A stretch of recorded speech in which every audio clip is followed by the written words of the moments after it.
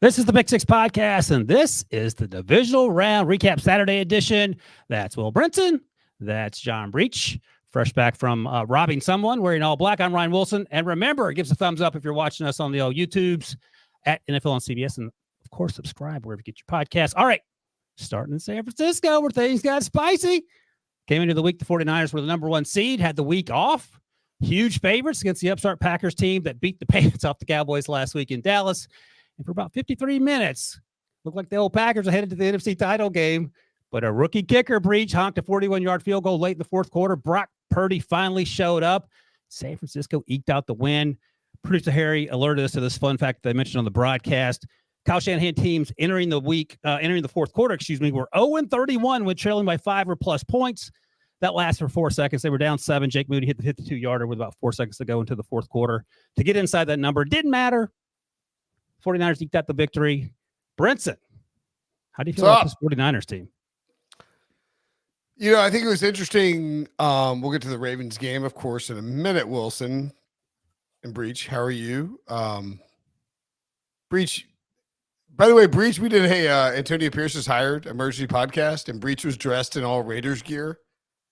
Is there some Bengals person that lost that you're dressed for the funeral for? Or what's going on here?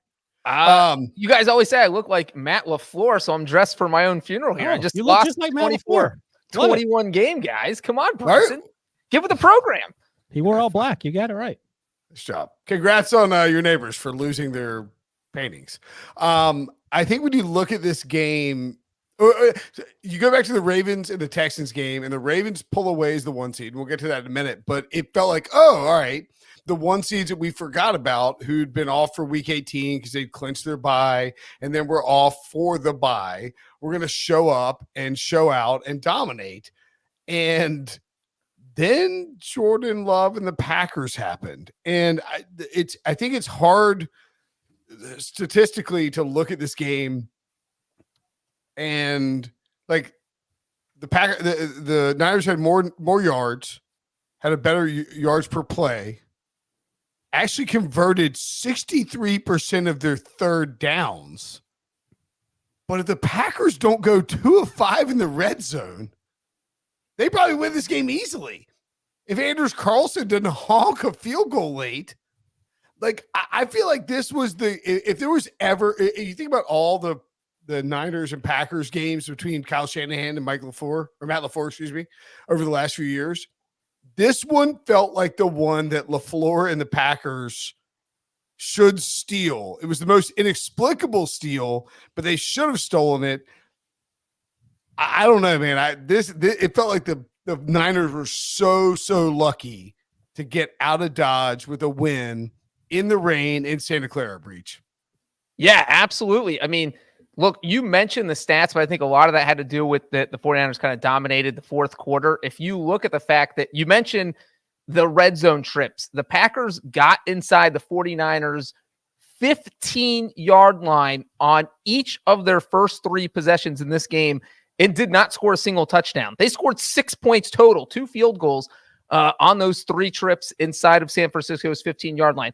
That is a killer. You got to score touchdowns in the red zone. Now, despite that fact, despite those struggles, despite that they couldn't get the ball in the end zone, they were still leading 21-14 going in the fourth quarter. So it doesn't matter what happened earlier in the game. If you're up by a touchdown going into the fourth quarter, what you can't do is have a total meltdown. I mean, Green Bay, literally the first 3 quarters looked unstoppable. They did not punt in this game until the fourth quarter. They were moving the ball at will. The 49ers could not stop them. I mean, they had the Packers got stopped on 4th and inches on the weird measurement play. Maybe you take a second and instead of running the quick QB sneak, maybe you blame the refs, whatever. But that was the only time the 49ers stopped the Packers from scoring points before the fourth quarter. And so it really felt like, and I hate to say this because Matt LaFleur was such an awesome coach this season. Jordan Love was awesome for 3 quarters of this game. Anders Carlson, not good really at all this season, so I don't lump him in there. But it was just a total meltdown by their brain trust, where you look at their fourth quarter possessions, 3 and out. They did not punt a single game, punted on the first possession of the fourth quarter. They finally get a drive together and missed field goal that you have to make, 41-yarder. It's not a 55. It's not 52. You have to make a 41-yard field goal. And then the interception where it just seemed like Jordan Love was trying to make something happen at the end of the game, but it's 1st and 10. There's 50 seconds left. You cannot throw that pick there. You have 2 timeouts. There is no reason that you have to play hero ball at that point unless you're just so insecure about your kicker making a field goal that you think you have to get down to the 10-yard line to make something happen, but that you just can't make that throw. And so that's it right there. It just seems like what they did the first 3 quarters disappeared. Wilson, who do you blame for this? What was the quote from the sideline quotes? Matt LaFleur. That feels like one of those quotes that was said kind of off the record in a team meeting that was not intended for use in a broadcast. But hey, Breech, it was every time Anders Carlson goes out there, Matt LaFleur quote praise for him that he'll make the field goal. That's insane. So I don't know. Like, I get what you're saying. I don't disagree. The hero ball in the last play can't happen. The overthrow and the check down, that was just unlucky. That's not, I don't know if I blame Matt LaFleur so much. It's just Jordan Love having some brain farts with accuracy on the first interception, then with decision making on the second one. And also, look, Aaron Jones ripped off that 50-plus yard run when they're at the minus 10-yard line, and they were in position to put the game away. And then the rookie kicked it up. Rookie kickered it up. I would argue that I'll say for all 53 minutes, I'll give him 53 minutes. Matt LaFleur coached the pants off of Kyle Shanahan. Well, hey, Wilson, back it up like an extra 60 minutes. Go, like, let's start before the playoffs. And because I think this, we talk about like how, like, what do we think about a team's season, right? Packers season was better than expected. Brinson, let me chime in real quick because I don't want to get away from the fourth quarter that Wilson's talking about. Sure. When I mentioned that it was LaFleur, Carlson, and Love in that order, I would put the 3 and out on LaFleur because you have a running back in Aaron Jones who's averaging 6 yards a carry, and that 3 and out was pass. You're up 21-17 in the fourth quarter. Like, burn some clock, run the ball, do something. I get that, but the Aaron Jones dropped it. Jordan Love threw behind Aaron Jones on that 3rd and 2. You could. So that was it. It wasn't. Yeah, I'm not. It was pouring down rain too. Could have done better. Right. Exactly. Running's a lot. I'm saying, like, I think that we've talked about this, Wilson, over the course of the season with the Packers. I love Jordan Love. I love Jordan Love at Utah State, and I loved him coming to the draft. Didn't love when the Packers took him. I think you loved him as well. And saying love that much with Jordan Love is weird, but do you love answering Jordan Love questions? If you go back to before the playoffs started and you said, okay, the Packers make the playoffs as a 7 seed and Jordan Love's first year as a starter, this is no matter what happens against the Cowboys, this year is a win. And then you condense the 2 playoff games and look at them. I mean, I feel like you got more good Jordan Love than bad Jordan Love, and you're always going to get some bad Jordan Love. I mean, that's part of you're not. No, I don't want to push back, but he was 21 touchdowns, 1 interception the last 8 weeks of the season. So you got a lot of great Jordan Love today. You talked about the weather. Dre Greenlaw on that defense balled out late, and as Breech noted, Purdy was bad too. What's that? Purdy was bad too. Purdy wasn't great, but here's the difference. He played better in the fourth quarter than he outplayed Jordan Love. But to Breech's point, you can't throw the hero ball, and you can't have the misses on relatively easy throws. And then you throw in the kicker and then, not running the ball as much as Breech wanted. Here you are. So I get it. I'm not going to push back on that. And I would imagine Packers fans are incredibly disappointed, but they should also be incredibly optimistic. But I think let's start here. So, Brinson, if you're a 49ers fan, if you're Katie Mox, do you feel great about how the game ended? Because it ended certainly on a high note because there was a lot of lows up until the final 5 minutes or so. I would say that let's assume that there's no like true serum situation, sodium pentothal or whatever it is, what it is. You're drinking it right now, Brinson. That's how we get you on this podcast. In vino veritas, man. I would say that if you ask Katie Mox right now, she would say that, we're a little rusty, came out slow, feel really good about how we'll perform in the NFC Championship game against whoever we're playing, Jared Goff or Baker Mayfield. Need Debo to be healthy, but really dodged a bullet from a hot Packers team not that worried. And if you gave her the truth serum, she'd say, holy crap, I'm petrified. I really hope it's not raining in San Francisco next week, because this 49ers team, and look, Kyle Shanahan and Sean McVay applies here too. Like, offensive geniuses. I would pick Kyle Shanahan's top 3 in a draft of coaches you're doing. But my God, man, will you be a little more aggressive, please? Like, I want 3 quarters Kyle Shanahan, 1 quarter Dan Campbell as a head coach in the NFL. Oh yeah, I might even mix that up a little more than that. Yeah, 50-50, whatever you want. It's just like that before the sequence, before the half, when he's playing for this long field goal, when you have all these weapons at your disposal, and then like weirdly goes no huddle like at the end to give the Packers a minute to go with 2 timeouts. It's just very discombobulating. Breech, you mentioned this in our little group chat about the halftime. The middle 4 minutes is, as they talked about it on the telecast. Before you answer that question, though, about how angry that made you, since you're an angry little man there. That's an Elf reference. Is Deebo Samuel, because our buddy Joe Musso texted me this, because I got into it with him one weekend in Stanford about how Brock Purdy is the MVP of that team, even though he's not the best player in that team. Turns out Deebo Samuel might be the best player in that team. So talk about Deebo's importance to that team. If he's healthy, if he's not healthy, what that means, and then you can go off on your rant about the middle 4 minutes there. Well, I mean, we saw earlier this year when Deebo Samuel's out, they struggle because he does a great job of spreading out the defense. Look, you have Deebo Samuel there. He can be a runner, which takes a little, because you have to keep an eye on him if you're the defense. That opens up things for Christian McCaffrey. If Deebo's out there running routes, again, defense is paying attention to him. So that opens things up for George Kittle. That opens things up for Brandon Ayuk. So this is a guy who affects the defense on both sides. You don't have a lot of players in the NFL where the defense has to pay attention to them as a runner and a passer, and they're built like Deebo Samuel. So obviously that was a huge loss, and it felt like it took the 49ers offense a little bit to kind of get used to that. And then the second half, it was almost like Shanahan said, all right, you know what? Let's just get Christian McCaffrey the ball. There were a few guys who made great plays. George Kittle had a couple. Juwan Jennings had one of the craziest catches ever on a dive down there in the fourth quarter, and he got rocked. He knew he was going to get rocked, and I know some people, it was a good throw by Purdy, but you are definitely leaving your receiver hanging out to dry.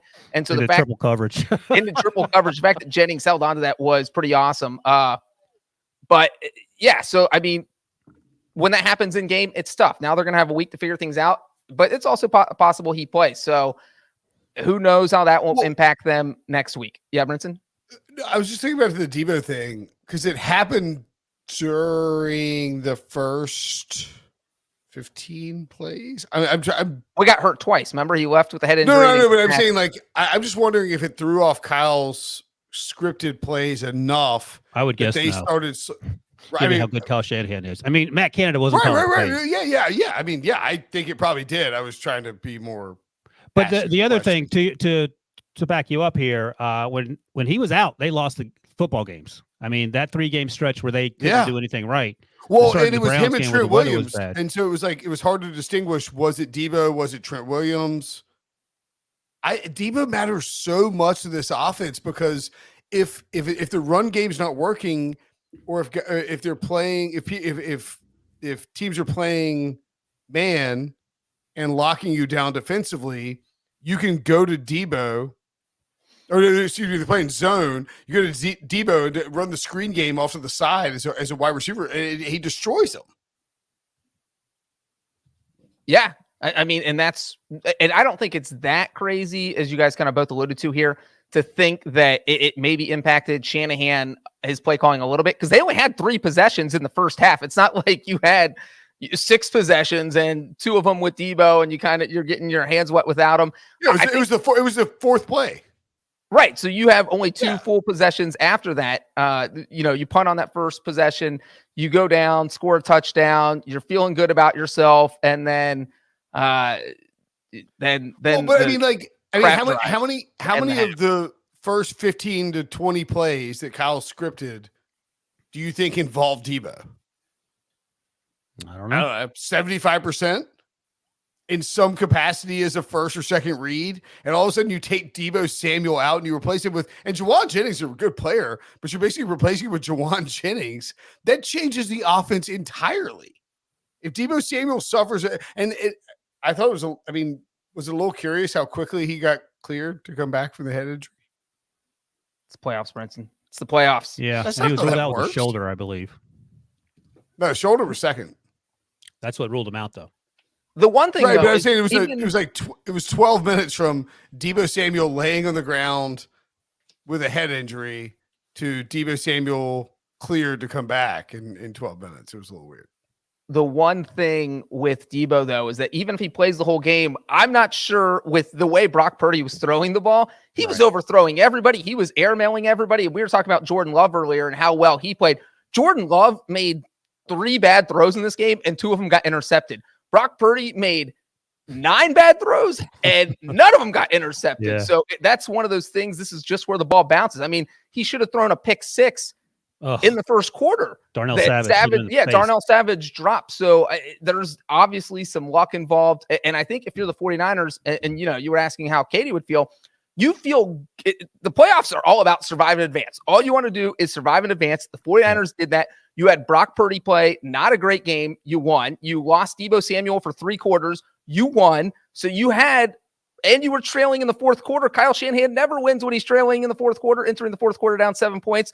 And you won. So I think at the end of the day, you feel pretty good about yourself because you're in the NFC title game. That's all that matters. Their secondary got torched and they won. Their first trip to the red zone was the very last touchdown drive and they won. So on and on it goes. What does that say?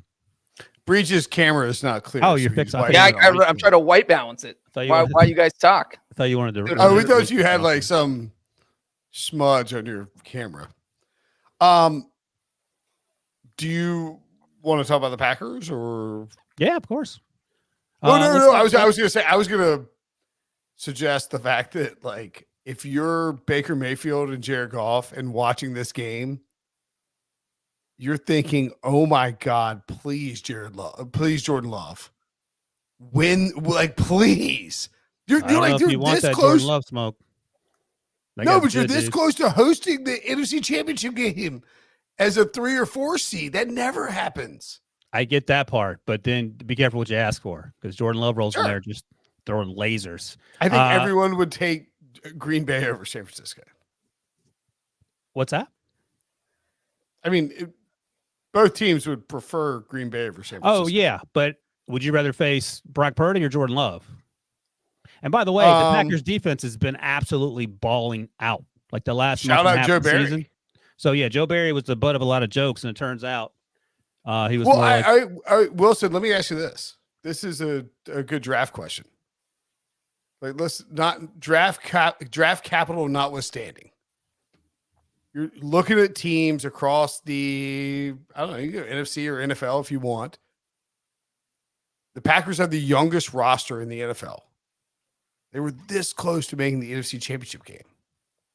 What roster are you taking over the Packers in the NFC for the next 5 years, if any? That's a good question. I'll take it a step further. And Rick Spiel and I talked about this in the podcast, the draft podcast this week. We ranked all the quarterbacks from the 2020 class. Breech, close your ears. We both took Jordan Love first over Joe Burrow, Justin Herbert, what? Tua, and Jalen. Now, we take it over the next 5 years was a question that producer Debo put to us. And the other thing you have to consider, and Joe Burrow was number 2 for Rick, somehow number 3 for me because I still owe some money to Justin Herbert for how poorly they treated him through the draft process. Hold on a second. But I want to say this quickly. The reason I had Joe Burrow 3 was you also include the injury history. That's my concern.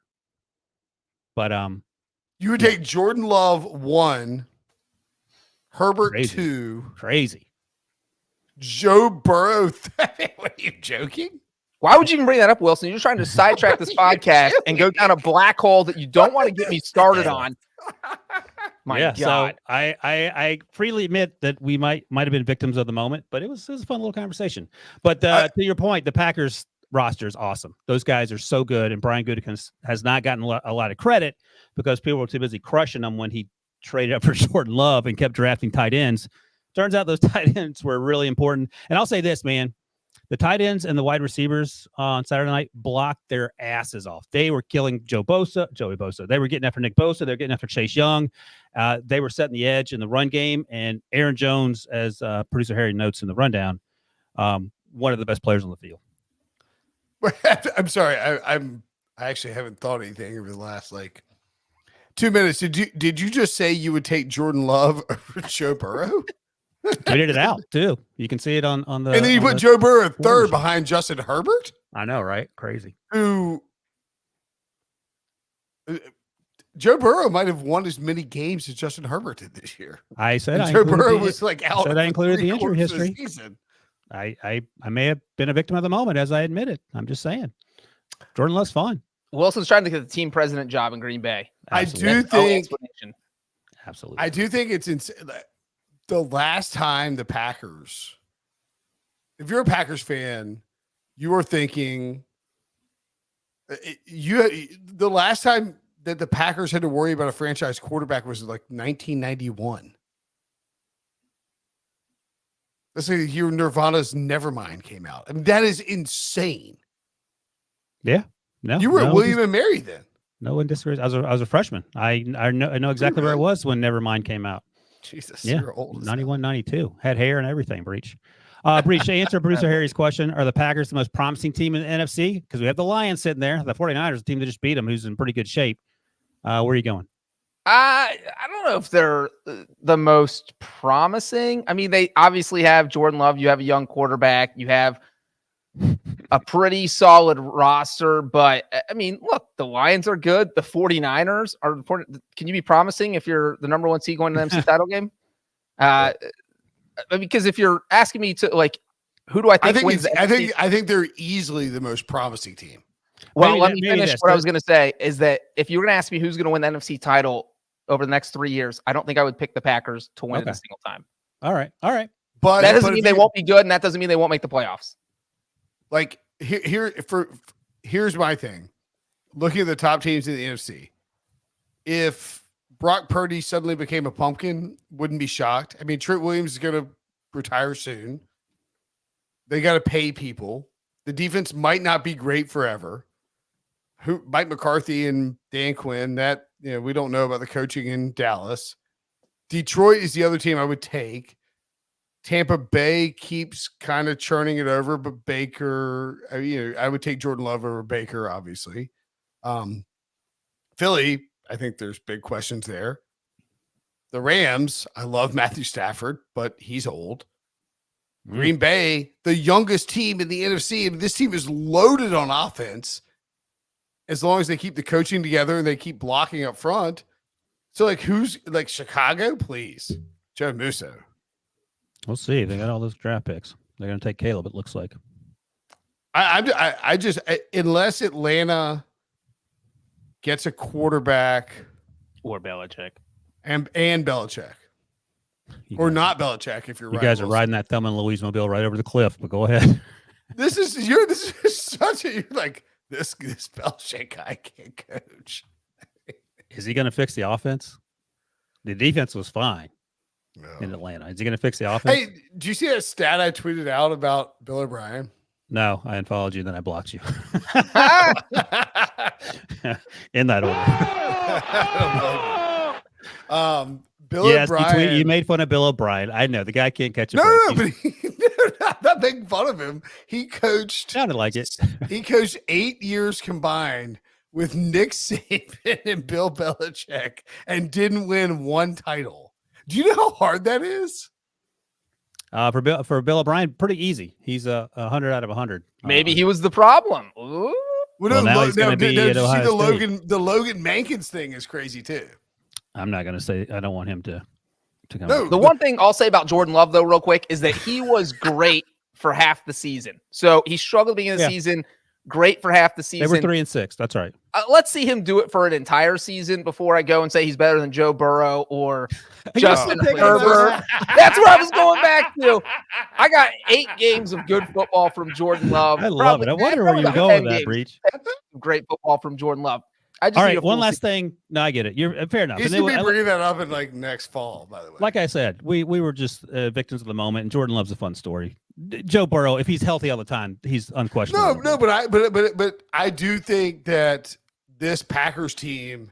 I know. If you're picking a team to win, you said over the next 5 years, I can bet because you can do this in golf. You can bet a player to win a major over X number of years, or over a single year, one of the 4 majors.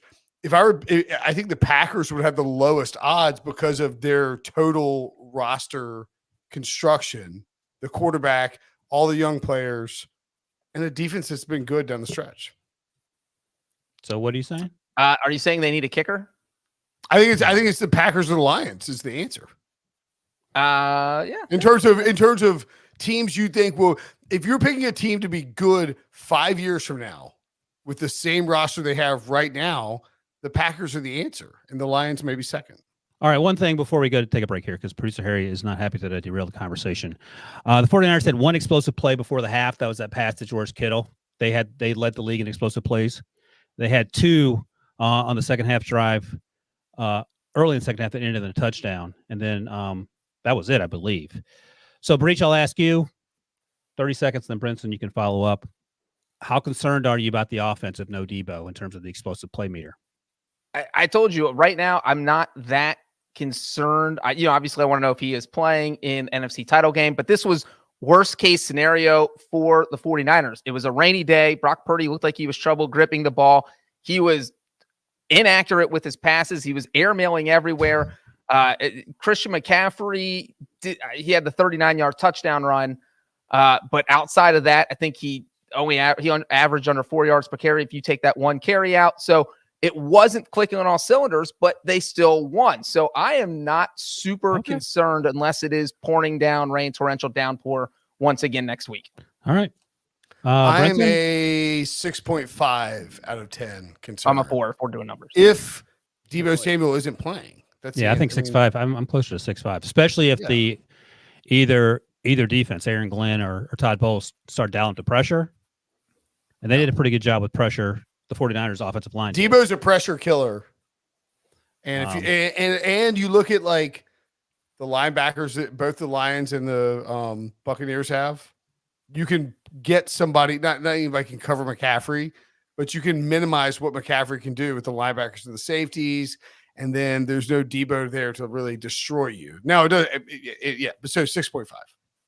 6.5. And I do want to jump in on the Anders Carlson thing before we move to the break and the next thing. So the Packers drafted him, obviously, and they say, all right, Mason Crosby, you're out of here. You're a longtime veteran. You just don't have that strong leg anymore. And I wrote the story on them drafting Anders Carlson, and I said, here's the problem. He doesn't have a booming leg, which is fine if you're like the most accurate kicker in the history of the world, but also not accurate at all. Hit just 70.6% of his field goals and over 4 on kicks from beyond 50 yards during his final year at Auburn. So it was just like the pick didn't make sense. And then he struggled during the season. He was 50% from 41 yards and longer. 50%. I mean, that is, I don't even know if that gets you on a Division I college team anymore. So it was just mind-boggling. And then, as Brinson mentioned, there was the stat that Tom Rinaldi said that Matt LaFleur came up and said, yes, I just sit down and pray every time Anders Carlson steps on. If your coach is saying that out loud to a reporter, that means everyone in the building knows no one has any confidence in Anders Carlson. And you cannot go into big games with a kicker you don't have confidence in. So that's on the coaching staff. I will be absolutely shocked if he is their kicker. Breech, let me ask you this though. I get all that, and I don't disagree with it at all. But here's the only thing I would say, and I mentioned this before on the podcast because this is where Rick Spielman catches a lot of heat for Christian Ponder and drafting quarterbacks, not hitting home runs for the quarterbacks. But he also was forced to cut Daniel Carlson in year one, and Daniel Carlson, it turns out, was really good. Zimmer wasn't crazy about kickers that missed a lot of kicks. He had very little patience for people that didn't play defense, I think. But are you at all concerned about whiffing on a guy who could end up being a perennial Pro Bowler? I mean, that's definitely a small concern, but there is a large enough sample size here, which is the whole entire season. Okay, that you wouldn't have any faith in him going into the playoffs. When you look at Daniel Carlson, he struggled in his first 2 games and was kind of Mike Zimmer who is not a kicker guy. He was the Vikings coach at the time. And I think Carlson missed 2 field goals or 3 field goals in his second game with the team. It was a tie game against the Packers, actually, week 2 that year. Full circle, and they just said, all right, you're gone. Bye. And so the thing is, the Packers could have called up Robbie Gould, a guy who has never missed a playoff kick. Well, that's a little ironic considering that Robbie Gould was the 49ers kicker. It would been hilarious. They drafted Jake Moody in the 3rd round, and he was 0 for 1 on field goals tonight. Well, he had his kick blocked, Prince, and it's a way different than missing a 41-yard field goal. I mean, Jake Moody's been a little shaky. All right. Yeah, but he made a 52-yarder in the 4th quarter. That's what got him excited. Grozo Award winner. He should make a 52-yarder. Brinson, there's a huge difference between having your kick blocked and flat out missing a 41-yard field goal. Let's move on. In a clutch. This is as fired up as you're going to get, Breech. All you have to do is say Joe Burrow's the 3rd best quarterback and then start making fun of kickers. All right, we're going to do it. Suck. Here we go. We're going to break. And when we come back, we're going to talk about the real MVP in this NFL, Lamar Jackson. Right after this. Another chapter in one of the NFL's most epic rivalries.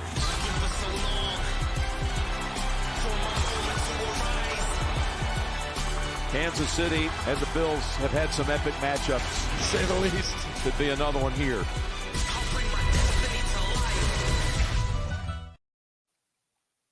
All right, Breech, I'm going to start with you because you have been driving the train, in addition to the Joe Burrow train, of Lamar Jackson can't win the big games in January. You're sort of driving. I don't think you care. You usually like to bring up the numbers. He was 1-3 in the playoffs, 4 touchdowns, 7 turnovers in his playoff career. Coming into this game, he had a lot to prove, and I felt like he answered every question, and then he circled back, took the test again, and aced it. 2 touchdowns passing, 2 touchdowns rushing. He took over the game. Any concerns about Joe Burrow? Any concerns about Lamar Jackson being that dude? I wouldn't say he aced the test. He got like a D. Oh my God, Breech. Can I talk? Yeah. He got like a D in the first half and then A+ in the second half. Brinson, they have 23 yards passing. It's in a break. That's right. Go ahead. Look, here's the thing, is that what defenses have done in the playoffs happened the same thing for the first 2 quarters. Now, credit to the Ravens coaching staff and for Lamar Jackson for getting all of that figured out at halftime and making the correct adjustments. But go on Twitter, go watch the game again, listen to the fans. That everybody in Baltimore was like, oh my God, here we go again at halftime because of how the first half went. This team had 23 passing yards. They went with a Jalen Hurts strategy of let's blitz him every time and see if he can handle it. And he couldn't. They sacked him 3 times. They were in the first half. They were beating up on him. He didn't know what to do. And that's what happened. And then, yes, they did fix it at halftime. But to say that he aced the test, I don't think is the right thing to say because there was so much struggling in the first half. Like, he was awesome in the second half. He was awesome. He won the playoff game. Again, it's survive and advance. That is all that matters. Survive and advance, they won by 24 points. It was 10-10 at halftime, Brinson. I'm describing the whole game. The Texans scored 3 points on offense. And Breech, that's a defensive thing, not a Lamar Jackson thing, Brinson. Lamar Jackson ran for 100 yards. How many of that was at halftime? Went 16-22 for 152 and 2 touchdowns. Vini, Vide, Vice. A decisive victory for Lamar Jackson in this spot. Everyone, you've been harping on. I was getting tweets all night. People were like, are you going to call Breech out for his Lamar Jackson playoff takes? I was like, yes, I will. They were correct for a half. The first half was absolutely correct. Correct for a half? It looked like every other Brinson, Ravens fans were melting down.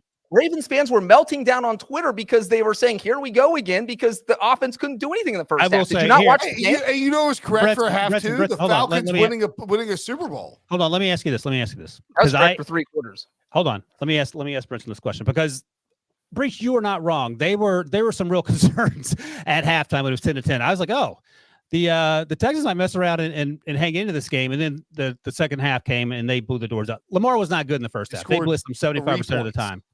That's a defensive thing. That's the defense playing great. That's not Lamar. I mean, Lamar was awesome in the second half. Like, How could you not admit that their offense was bad in the first half?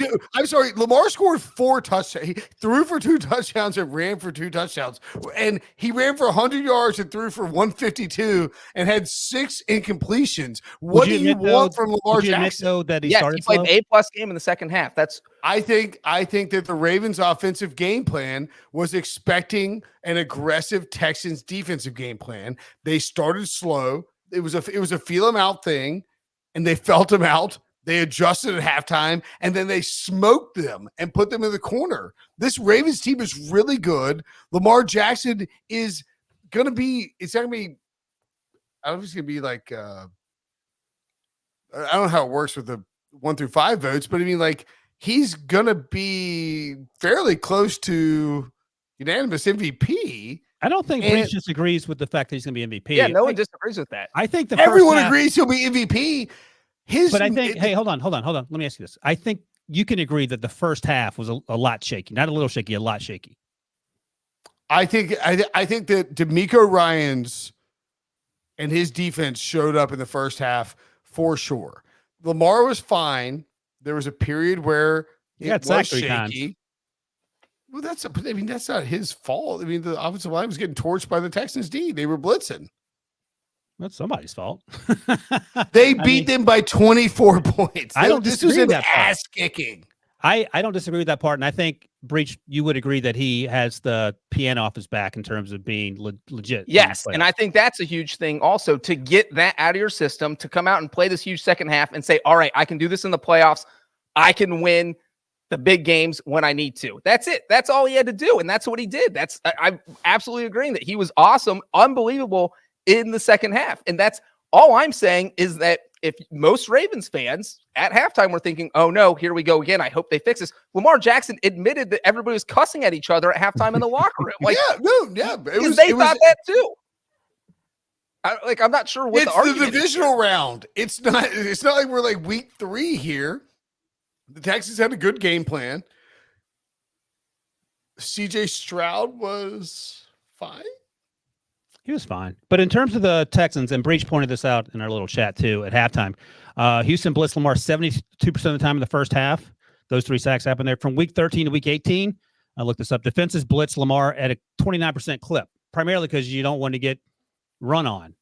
And Breech, also, you noted this. Why are we not spying in the first 15 minutes? It felt like, why are we not spying Lamar? And finally, they got Christian Harris out there. Christian Harris was playing out of his mind. So they figured that part out. I just think it was a matter of one team being better than another team, and that Ravens defense is legit. And before we talk about the Texans, we can continue to talk about the Ravens more because they did a lot of things well. Well, I mean, Wilson, just to the Todd Monken, DeMeco Ryans thing is interesting because, like, do we think that DeMeco Ryans out game plan the Ravens in the first half? Because I mean, like, Texans have good defensive players and have a good defense, but it's not an elite defense. It's kind of cobbled together. And they got Will Anderson, they got Jonathan Bernard, who had 12.5 sacks. It's like Sheldon Rankins. I mean, look, they got Jalen Petrie. They have some dudes. No, I'm not. I'm saying that but like the defense, this isn't some historic defense. It's DeMeco Ryans went out and found guys that he thought could work for the defense in the offseason. It came together really well. They knew they were behind the 8 ball coming into this game. They were aggressive in the first half. And then I'm not saying he got the Ravens are just a better team and adjusted to what he was doing. The spying stuff, though, to Breech's point, is curious because there were multiple times. I mean, Lamar had 11 carries for 100 yards. And they were running like these clear routes, and he would have these huge lanes where he could run in. He had easy 4th down conversions, 2 rushing touchdowns, which he probably shouldn't have had that easily. I'm not knocking DeMeco Ryans. I'm just saying from a who do you blame more, Texans offense or Texans defense? I don't blame any one of the Texans. I think that the biggest issue for me, if you're asking why the Texans lost, it starts with number 1, the Ravens are really good. Number 2, it's incredibly tough to play at MT&T, whatever it's called, the Bank Stadium. And number 3, they had 11 penalties. Yeah. And that was the other part of it, is that the Texans had 6, I think, false starts. And look, I went to a game in Baltimore. I'd never been in that stadium before. I went to the Thursday night game back in November. I would say that's the second loudest stadium I've ever been in. Interesting. Behind Seattle. And it gets insanely loud. And we saw it there where just Texans players just kept jumping off sides. I mean, that was half their penalties were pre-snap penalties. And so to see, I mean, the crowd was a huge, huge factor. It was crazy there. And it's going to be crazy in They had AFC 11 title. penalties for 70 yards. Yeah, and six. And almost out all of of them 30 were of that was- pre-snap. Right. Yeah. So And that, that I mean, helps when you're with behind the the sticks, you don't really have a chance. And I thought CJ Stroud, we talked about Josh Allen's game against the Texans a few years ago when he was a young quarterback in the playoffs and him acting crazy. And I always go back to Big Ben in 2004 when he won 15 straight and he looked lost in the playoffs. CJ didn't look lost in the playoffs. No Tank Dell, who's been out since week 15 or whatever, 13, 14.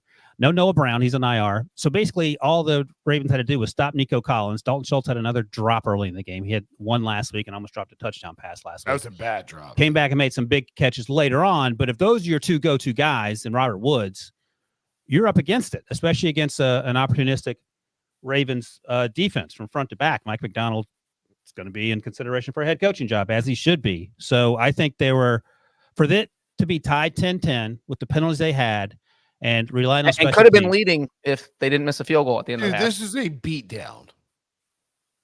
In the second half. In the second half. Great effort by the Texans. I love this Texans team. I said they were good. This is my preseason team du jour. But this was a beatdown. And I think that we're losing sight of the fact that this may be a historically good Ravens team.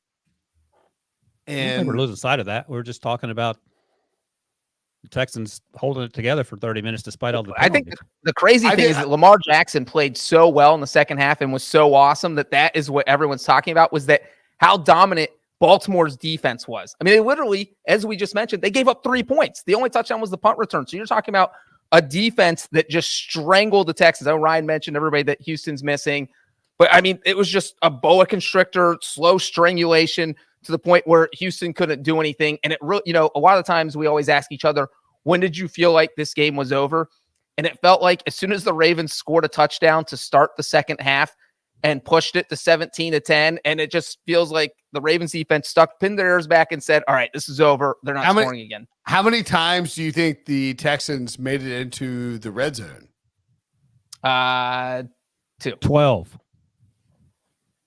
What? They didn't make it. They didn't make it past the 29 of Baltimore. That was that's a missed a field testament goal. how well their defense played. They made it. Good Lord. They So, made Breech, it you over mentioned the, midfield 4 times. Yeah, That the second punt, half. dude, that punt return changes everything. If they don't house that punt return, 34-3 is like a whoa moment. It was a pretty convincing final 30 minutes. I agree. We can tell. We talked a little bit about how CJ Stroud was slowed because I think he's a slam dunk rookie of the year. We'll see if Puka Nacua has a. I'm laughing at the chat. I'll ask you guys this. Breech is in shambles. He doesn't want to witness Lamar winning a Super Bowl. I think Breech bot would combust. My preseason prediction was the Ravens in the AFC title game. I am happy that Lamar finally won. I am glad they're in the AFC title game. I have nothing against it, but I will say, this is my question to you guys. Ravens in the AFC title game. That's so you. Yeah, that was. Anyway, I'll ask you guys this because we're talking about CJ Stroud. 10-second answer, Brinson. 10 seconds, okay? Good luck. Would you rather have CJ Stroud or Jordan Love for the next 5 years? Oh, that's easy. CJ Stroud, but it's closer than you would think.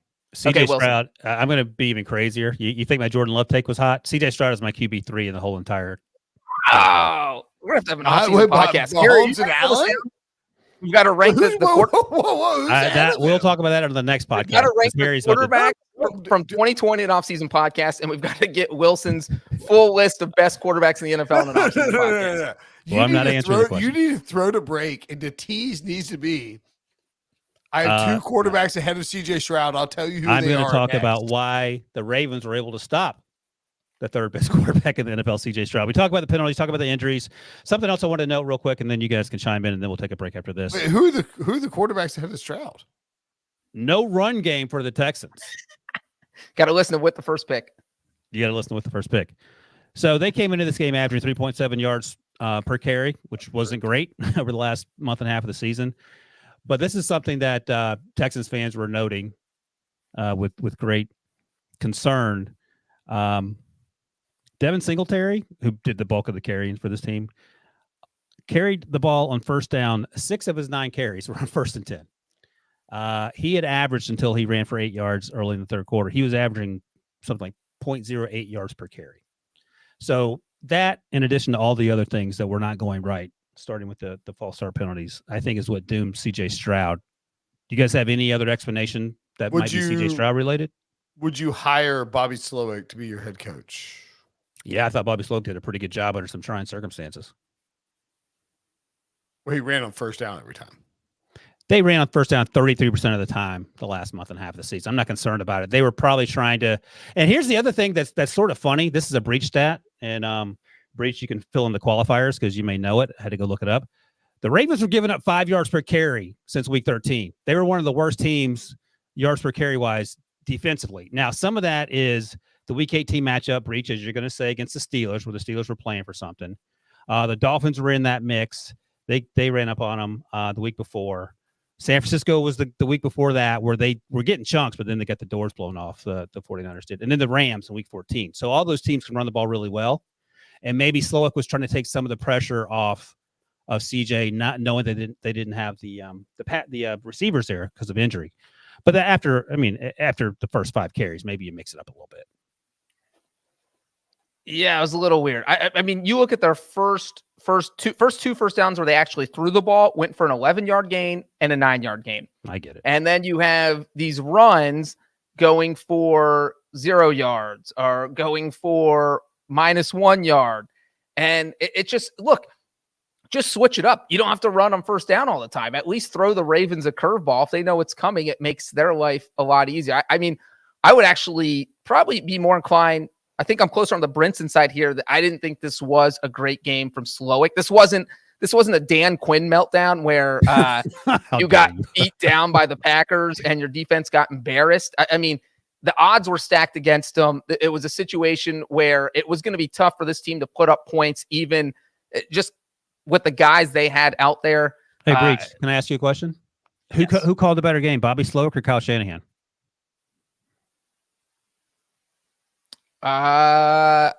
Probably I'll go with Kyle, but it's closer. It's close, than, right? Yeah, it's close. I mean, but Brock Purdy didn't play great. So, I mean, look. That's the point. Yeah. It's close. End of the half, Kyle Shanahan thing just rubbed me the wrong way. And that's all anybody be talking about in that game if the 49ers had lost. Exactly. What do you got, Dr. I'm laughing. Dr. There's a fight going on in the chat right now about Lamar Jackson. All right.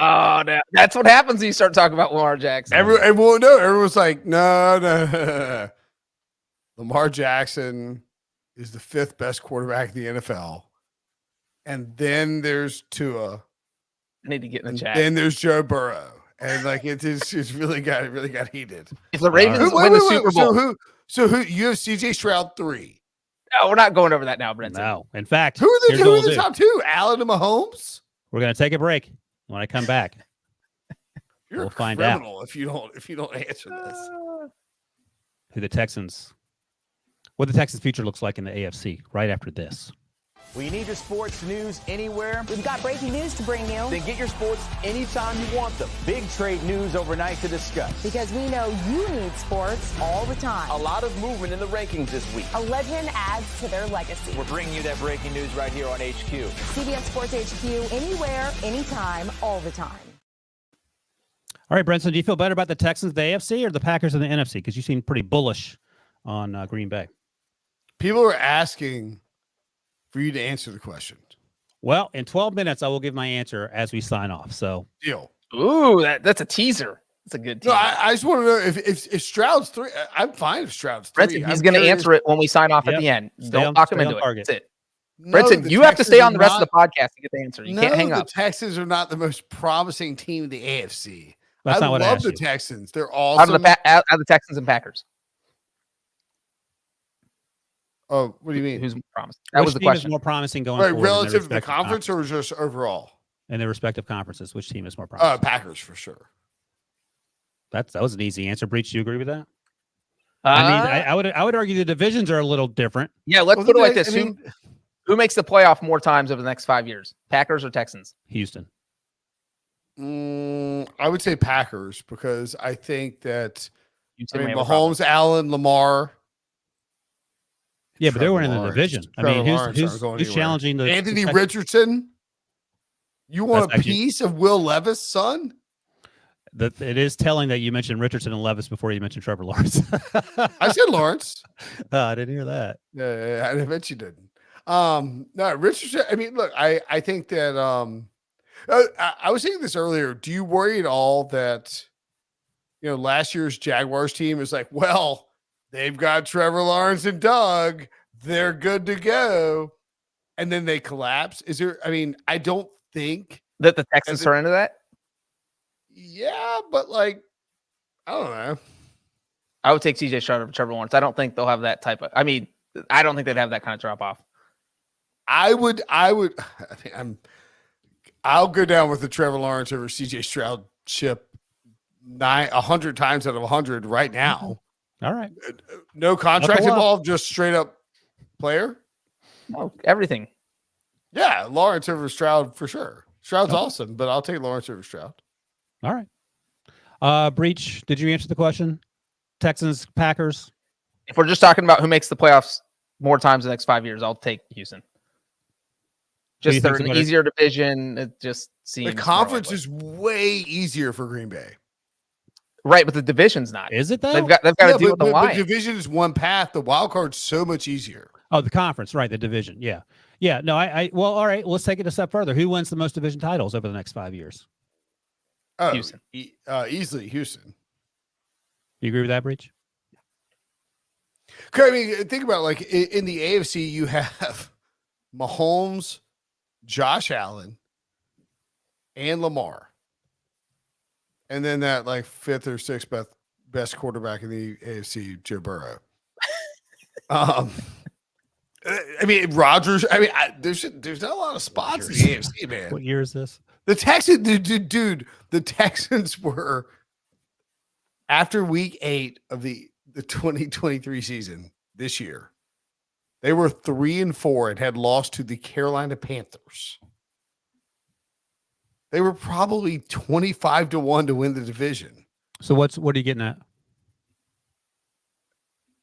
It's very similar to what the Jaguars did last year. Packers were 3-6. Right, and also lost today. Yeah, but you said you're higher on the Packers. Because the conference is easier.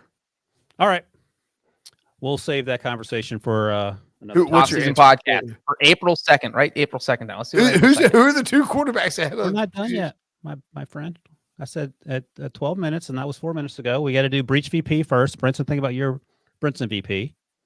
Oh, we're doing Breech VP first? I can go first. I don't care. No, I'm giving out my Breech VP first. I am giving it out to the man who deserves it the most. I know who it is. You guys think I am 100% against, but I think is a very great quarterback. Don't you dare give it to Lamar. Lamar Jackson. Look, that was such a huge win. Brinson can try and pour it on and said, I thought he was bad. No, that is not ever what I said. I said he has struggled in the playoffs. He needed to get the monkey off his back. He got the monkey off his back. He was A-plus game in the second half. He was awesome. He played MVP caliber football. That's why he's going to win MVP, because he was so good all year. I think one of the knocks on Lamar Jackson is he struggled with injuries. Wilson, you mentioned that with Burrow. Guess what? He stayed healthy all year, and now they're one game away from the Super Bowl. If they make the Super Bowl, every general manager who had a shot to get Lamar Jackson last offseason and didn't do it should be fired. I don't hate it. My BVP. And I struggled with this, but I wanted to give Wilson a chance to access the Packers and San Francisco 49ers game. So I'm going to go off board here a little bit. B, all right. Second letter in the alphabet, obviously. P, who knows what letter it is. But M, everyone knows. 13th letter in the alphabet. the middle letter, the basic, bare average. So that's why Joe Burrow, the most average quarterback in the NFL, is my BVP. All right, that's out of nowhere. Yeah, he really is. He needs a turtleneck and a beret. Producer Harry. I just want to troll Breech. I know. I would say that Mike McDonald's my BVP. Or Tom Monken. Or John Harbaugh if you want, because he hired these guys and he brought these coordinators in who were difference makers for this Ravens season. I think it ends. I have the Bills before the season to win the Super Bowl. I think it's possible the Ravens win it all, and Lamar proves idiots like Breech dead wrong. But Harbaugh tossed Greg Roman out, brought Monken in. 2 years ago, he brought Mike McDonald in from Harbaugh, from his brother's staff. And these two coordinators have made a huge difference in this Ravens team. So my actual BVP, John Harbaugh. Who's got it better than us? Nobody. The dance. If you haven't seen it, go to Twitter and the Ravens account. They have John Harbaugh dancing after the game. It's truly awesome. I'm going to go. We haven't talked a lot about the 49ers defense. Breech mentioned that they struggled at times to keep the Packers from being red hot the first 45 minutes or so. But I'm going to go with Dre Greenlaw. 2 interceptions. The biggest interception coming at the very end of the game on the hero ball throw from Jordan Love. And the only thing that caused me to almost not vote for him was that he refused to go down at the end of the game. I don't know if he wanted to score or if he just wanted to run the clock out by running in circles, but that was a wild scene. Luckily, he didn't turn the ball over. If it had not been him, it was going to be the guy on special teams that recovered the fumble, the Nixon fumble, that fantastic punt return. I think it was Eric Wilson. Eric Wilson. Wilson. Yep. What a great special teams play. That would have been a front runner had the Packers held on. But I'm going to go with Drake Greenlaw for the two interceptions, game stealing interception then there. All right, boys. Name the names, Wilson. All right, here we go. Number 3. And we're going to end the show right on this because we're not going to have